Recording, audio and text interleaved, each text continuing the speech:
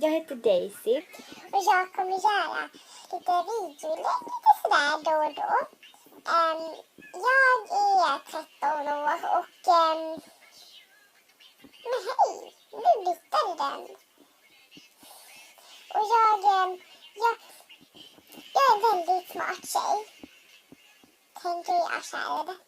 Ja, det är jag. Nej, men detta är min första videoinlägg. Och på min iPad och jag håller på att koppla in lite här.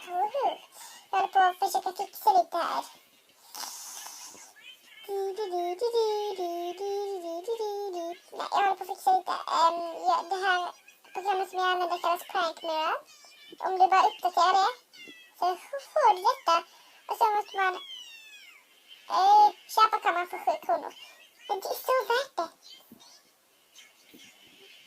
Hej hej. Okej då. Jag måste sluta nu för att nu är klockan 4 på morgonen här hos mig i Umeå. Jag skojar, jag bor inte i Umeå. Okej då. Hej då.